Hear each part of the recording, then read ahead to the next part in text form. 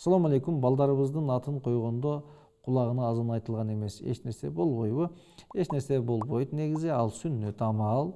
Азан айтып койсо жакшы болмок. Айтылбаса маселе жок, эч нерсе болбойт. Ассаламу алейкум, бир алган даарат менен 3-4 намазды окуса болобу? Эгер бузулбаса боло берет. Эгер даарат бузулбаса 5 убакыт намазды тең бир даарат менен окуп койсо боло берет.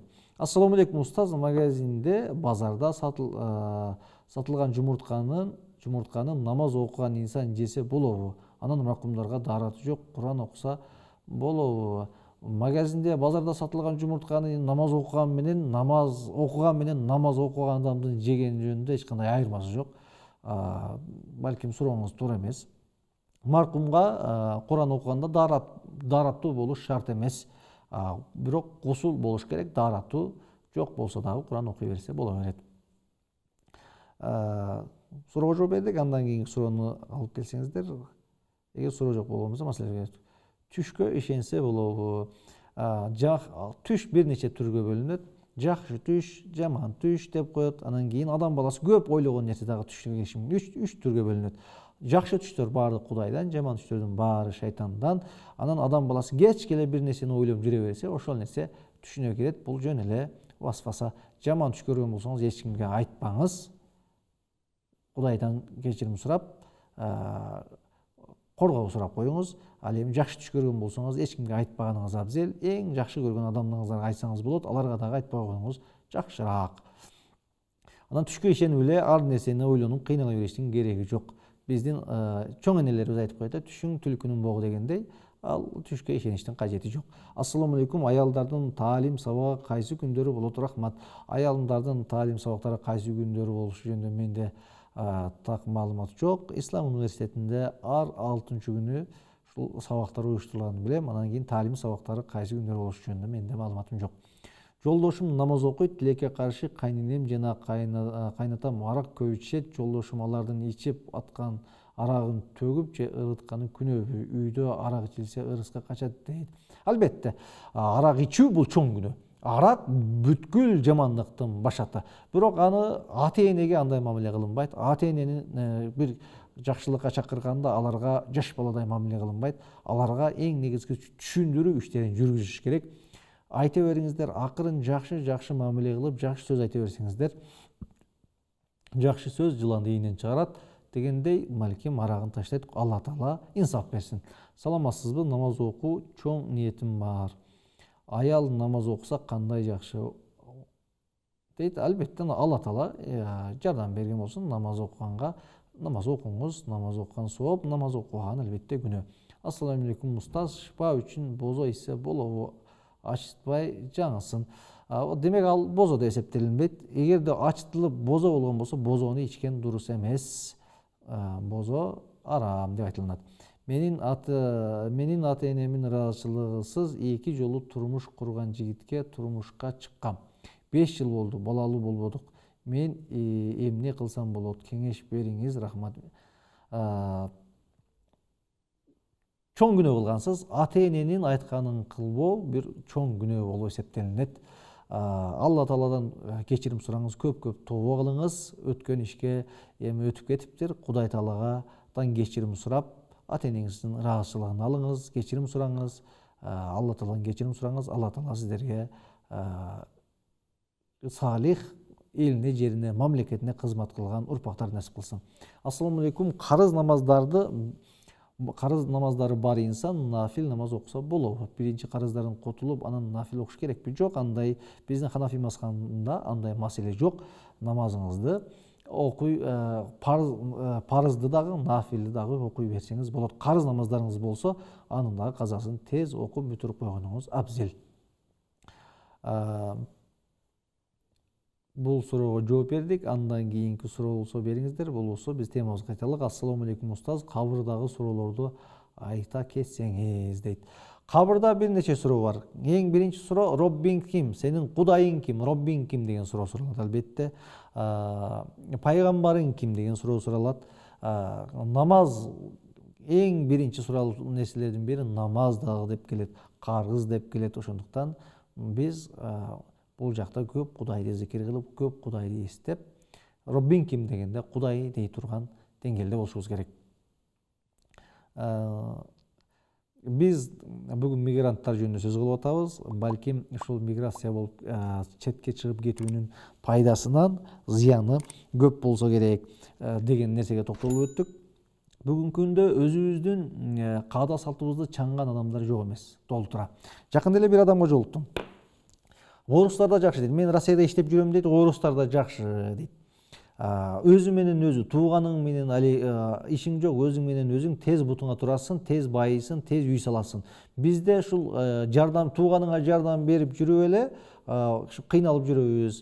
Бир тууганың үйлөнүп калат, ага жардам беришиң керек, ал бала берет, ага жардам беришиң керек, кыз алат, ага жардам беришиң керек, той кылат, ага жардам беришиң керек, жамандык болот, ага жардам беришиң керек. Кыргыздар ушинтип бири-бирибизди кыйнап эле жүрөбүз, орустардын жашоосу сонунда деген түшүнүктү айтып атат. Биз ошол бир туугандык сезим болгондугу үчүн, бири-бирибиздин жакшылыгыбызды тең бөлүшкөн үчүн, бири-бирибиздин кайгыбызды тең бөлүшкөн үчүн кыргызбыз да. Өзүбүздүн каада салтыбыз. Эгерде адам баласы бир кыйынчылыкта жанына келип турбаса, сүйүнүчүңдү тең бөлүшпөсө, андай бир туугандан эмне пайда? Биз кыргыз өзүбүздүн үрп адатыбыз менен, өзүбүздүн каада салтыбыз менен кыргызбыз. Менин жакында эле бир коңшум өттү. Балдары карабай кемпир, 80ге чыккан кемпир өрттөнүп, жарым өрттөнүп кетти. Ушул орустардын ушул жашоосу жакшыбы? Ушул нерсе биздин эртеги келечекте ушинтип кыйналып, неберенин 60га 70ке чыккан адам небере жытын жыттап олтура турган курак. Бирок ошол мезгилде сен балдарың жок, неберелериң жок, сүйлөшкөн адамга зар болуп отурганың ушул жакшыбы? Биз ошон үчүн кыргызбыз, өзүбүздүн каада салтыбыз, үрп адатыбыз болгон үчүн кыргызбыз. Ошондуктан көпчүлүк учурда өзүбүздүн үрп адатыбызды, каада салтыбызды башка бир жака чыкканыбызда жоготуп бараткан учурубуз. Биз кыргыздар ушулдай тез ой турган, тез алмаштыра турган калк окшойбуз деп коем.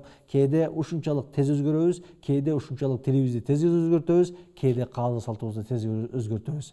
Жок, биз андай болбошубуз керек.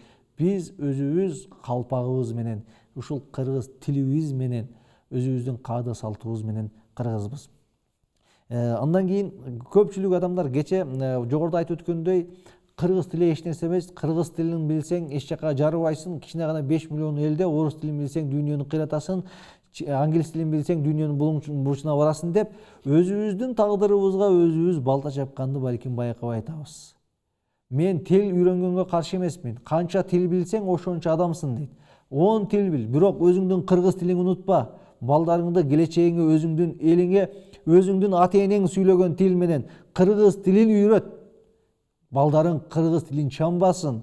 Ушул кыргыз тилин биз башка элдер идеология, ушул өзүнүн тилини башка жака жайып атат.